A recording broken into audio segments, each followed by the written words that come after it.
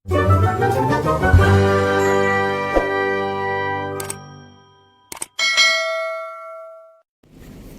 misalnya saya masih menjawab FB.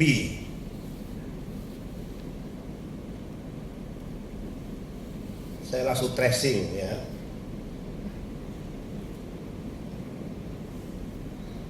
Kan saya senang buka-bukaan. Ahmad Budi Utomo. Ya, kata-katanya nih coba. Yang terhormat Bapak Benny Ramdhani yang kami muliakan dan hormati. Mohon sekiranya mengklarifikasi lambatnya proses sending ke Korea. Untuk kami dan teman-teman ex Korea yang sudah hampir 2 bulan karena sudah menjadi isu negatif di publik tentang BP2MI. Jadi dibangun narasi ya, isu negatif di publik. Jadi seolah-olah BP2MI sedemikian buruk. Saya jawab, kalau Anda katakan isu negatif di publik, lalu bagaimana dengan penempatan yang sudah menembus 200.000, hampir 200.000? Lalu gimana dengan pendaftar yang kita mampu layani tadi 57.000? Ya. Nih. Saya langsung tracing namanya Ahmad Budi Utomo. Oke. Kayaknya dia pernah belajar di Korea. Kemudian ya,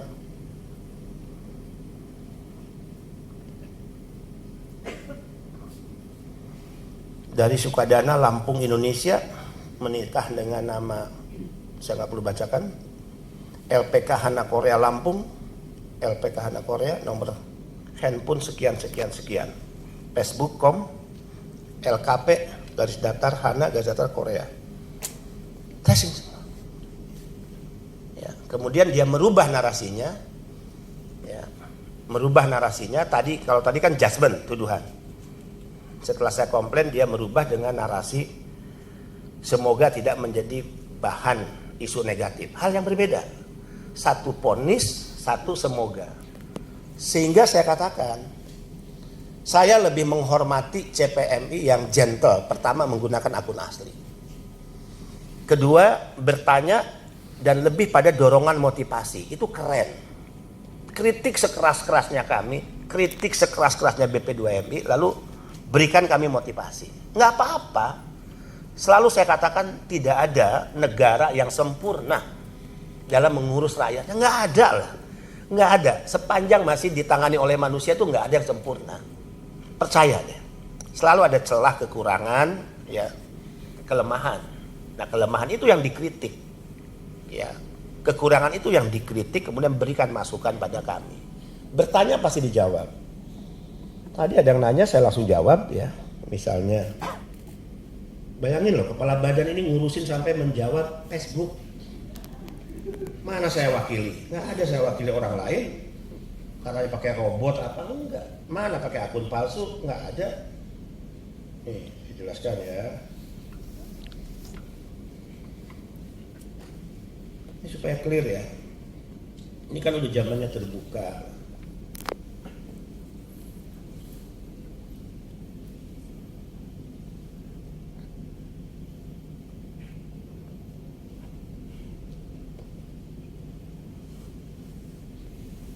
Ada Muhammad Harul Anwar, bagus nanya ya, bagus nanya ya. Dan ada yang perempuan tadi ya. Jadi saya harapkan kepada teman-teman, ada Siti Nurhikmah nanya saya, Pak, mohon dengan segala hormat untuk UBTX segera diproses dan diselesaikan verifikasinya karena sudah hampir 2 bulan. Verifikasi belum juga selesai. Ya, apa jawaban saya kepada yang bersangkutan? Nanti siang bersama pelepasan PMI Korea akan disampaikan. Kan, klarifikasi yang diminta. Kan keren kalau gitu. Berarti dia butuh klarifikasi. Saya berkewajiban untuk memberikan klarifikasi. Ya. Agar tidak menjawab satu persatu, maka saya ambil momentum pelepasan untuk kita klarifikasi. Oke, ini lain kan? Mudah-mudahan didengar juga oleh teman-teman yang menanyakan tentang CBT khusus, kapan proses selanjutnya. Tadi saya panggil Mujadid, Ayana. Saya pernah tadi yang menangani G2G.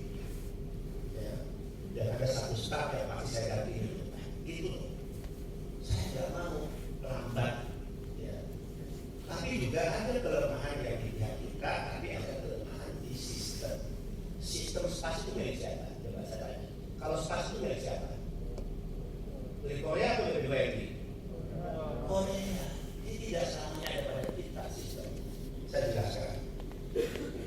Hari Senin tanggal 12 sampai 17 Desember ada masalah di Cisco. Cisco kita ada masalah kan kemarin ya, yang ramai itu 2 hari itu terkait umum. Nah terkait umum berdampak tentu kepada CCTV khusus, oke?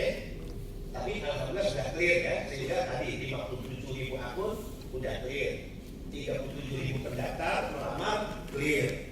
Yang awalnya kan ada gangguan, ya clear ya. Oke, kemudian hari Selasa tanggal 20 Desember sudah bisa disending lamaran online CCTV khusus oleh pegawai Direktorat Penempatan Pemerintah. Sudah per tanggal 20 Desember. Kemudian hari Jumat tanggal 23 Desember sampai sekarang. Tuh. Ya.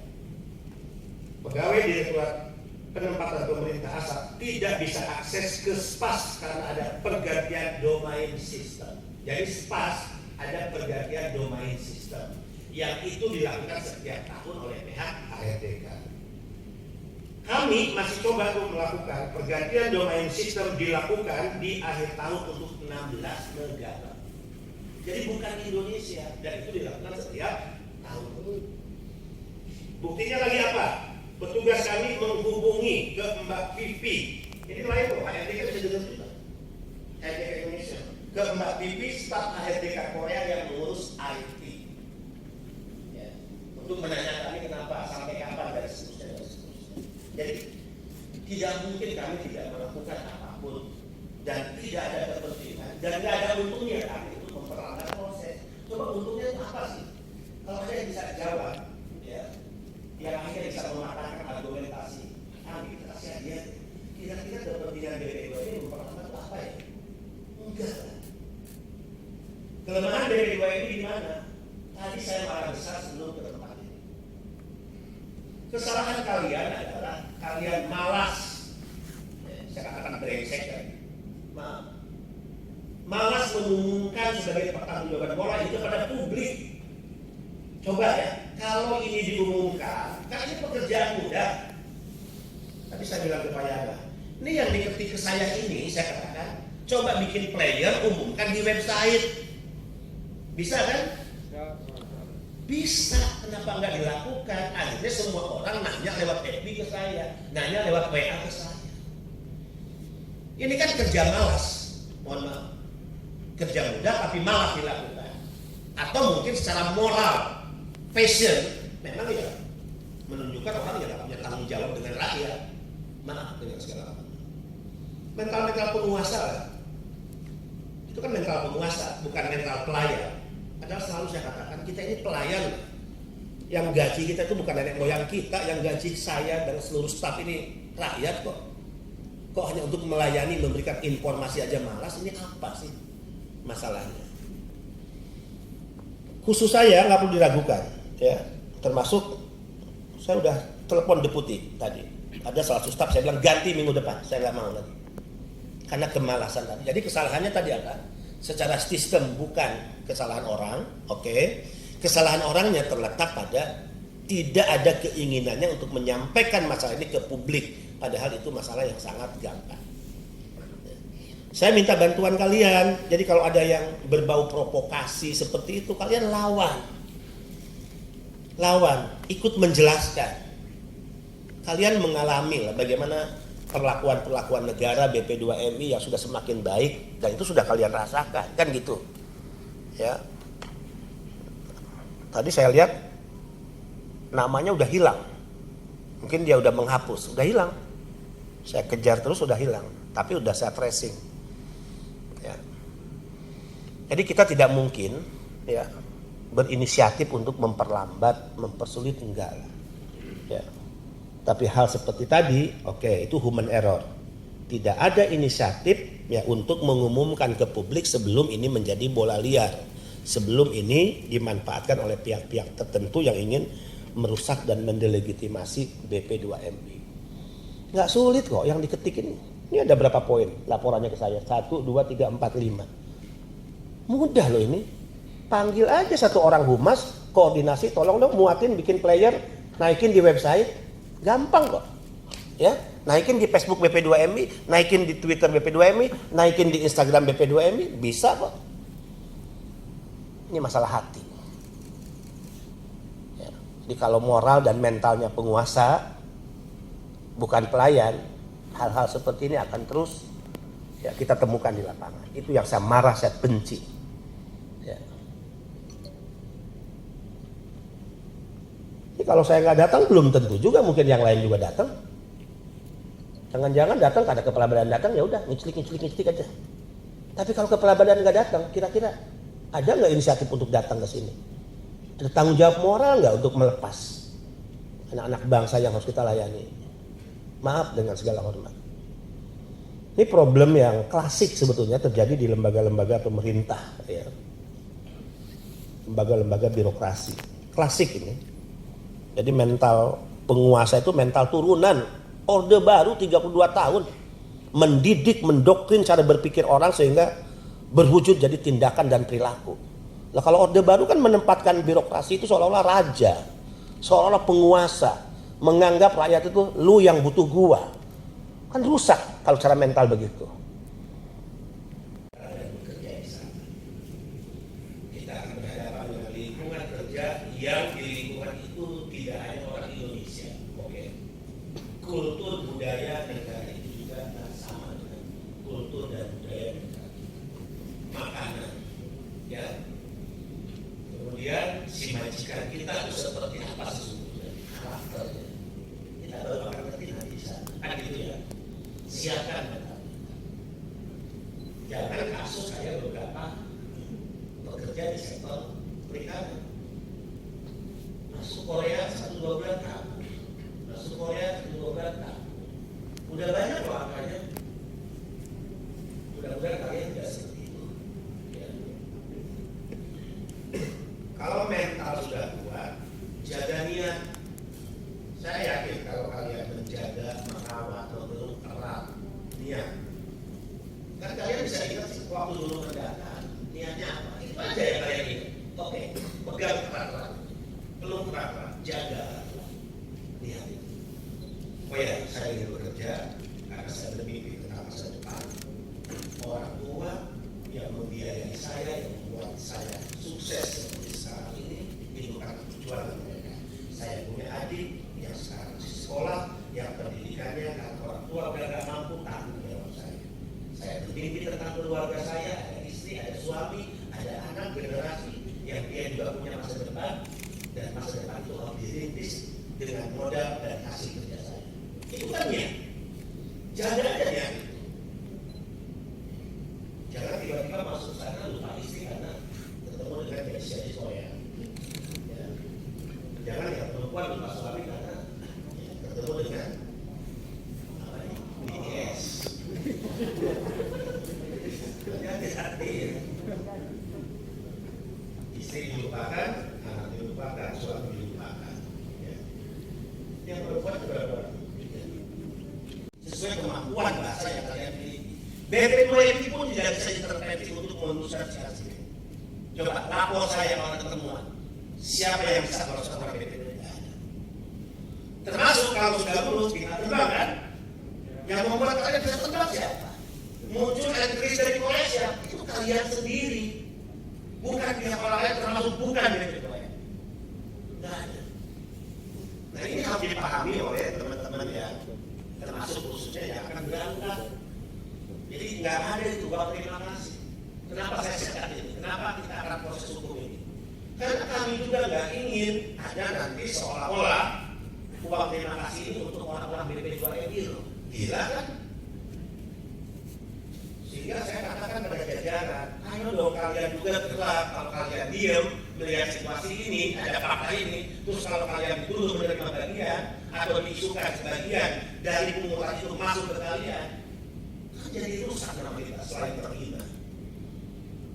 2023 kita akan gerak ya, untuk menertibkan semua ini. Kita akan konsultasikan dengan Pernaker, kita akan konsultasikan dengan Dikbud terkait izin dari APK ini, dan kita akan mengatur standarisasi biaya pelatihan itu berapa besar. Misalnya kalau dia dia mengambil 2 bulan itu dapat besar dia, 3 bulan dapat besar, 4 bulan dapat besar, atau per bulannya dapat besar. Ya. Dan TNI harus berani jika ada pembukaan seperti itu. Kalian jangan takut. Data yang kami terima kan di saat begini ada orang bapak kami diminta. Nggak ada yang bisa intervensi apapun dari kalian, nggak ada. Ya, percaya, ini yang ngomong kepala badan. Ya, jadi jangan takut ya kalau ada upaya-upaya pemerintahan seperti itu. Negara sedang berupaya sekuat tenaga melakukan terus perbaikan tata kelola penempatan dan perlindungan. Tadi ada video ya, coba kalian lihat. Menyedihkan. Ya, ada pemandangan yang sangat kontras. Video pertama gambaran anak-anak bangsa korban penempatan ilegal. Video kedua yang resmi dari mana negara memberikan perlakuan. Mana videonya? Ya. Video penempatan ilegal. Tuh, lihat. Ini dari 45 kali, 43 kali penggerbekan, 45 penggerbekan, 25 saya pimpin langsung. Terakhir di Bekasi ada 161 yang saya gerbek di Bekasi. Ibu-ibu perempuan, gimana nggak marah? Ibu-ibu itu orang yang melahirkan kita, enak aja para bandit sindikat memperjualbelikan, memperdagangkan anak-anak bangsa secara ilegal. Ini yang saya selamatkan tadi di Bekasi. Coba lihat data-datanya apa setiap hari pemandangan di bandara. Ya. Coba lihat pemandangan di bandara tadi. Ini air, ya, korban disiram air keras. Terus ini korban kekerasan dipulangkan ke tanah air dipulangkan ke tanah air. Saya jemput khusus. Terus ini saudara-saudara kita, ini Ibu Sugir berangkat gemuk, cantik, ya, dia kerja di Singapura, dipukuli kepalanya pakai benda tumpul, oleh majikan, pendarahan, kemudian matanya buta, sampai sekarang mengalami kebutaan.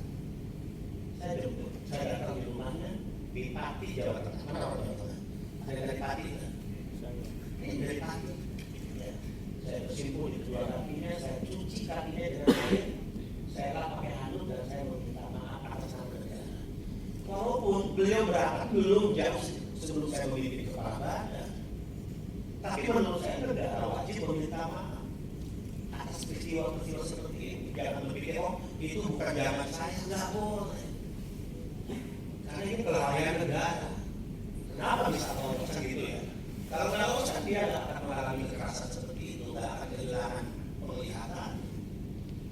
Ini ya, kenapa kalau kalian lihat di jejak digital, saya suka mimpin penggerak, saya suka keras melawan sindikat dan mafia, karena begini. Nggak boleh kita biarkan. Next. Ibu Sugir. Ini pemandangan kesekian kali. Terus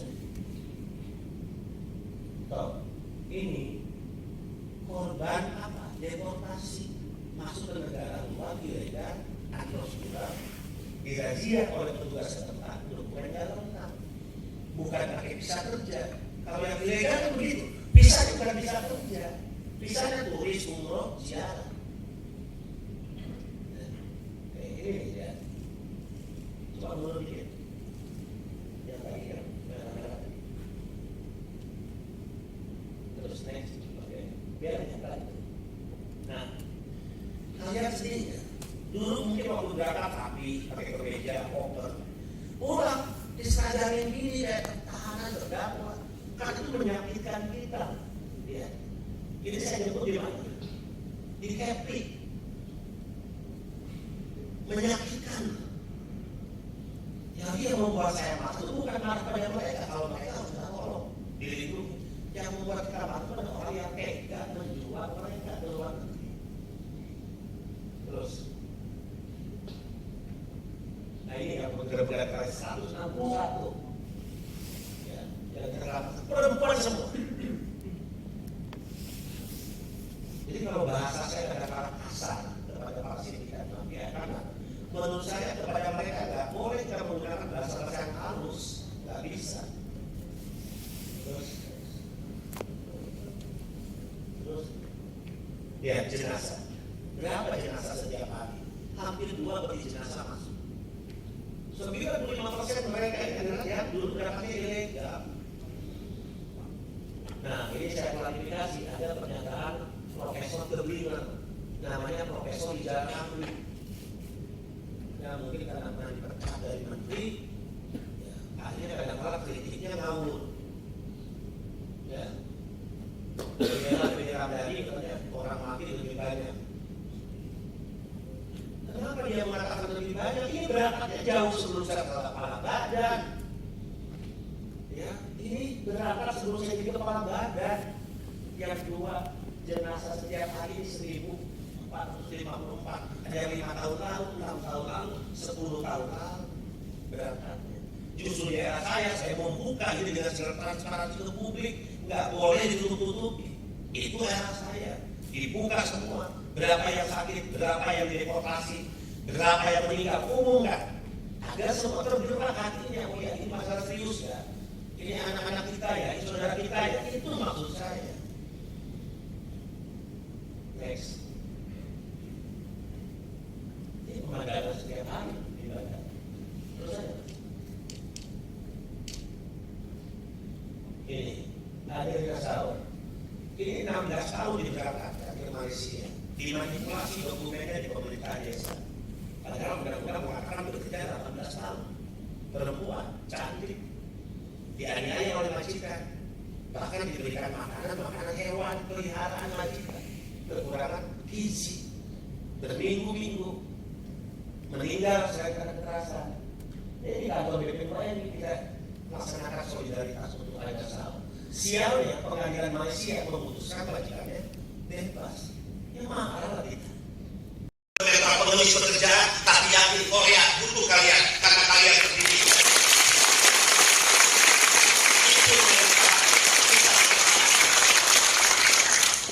Sehingga kenapa pelepasan sekarang dipimpin oleh para pejabat negara? Minimal tidak hadir menteri, minimal tidak hadir anggota DPR, minimal masih saya.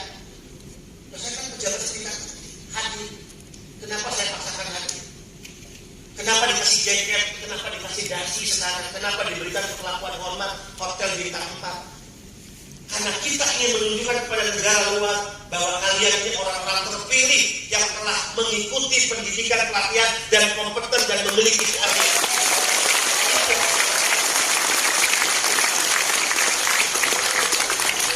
Itu semangatnya.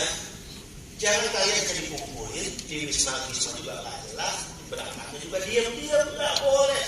Jadi tanggung jawab negara.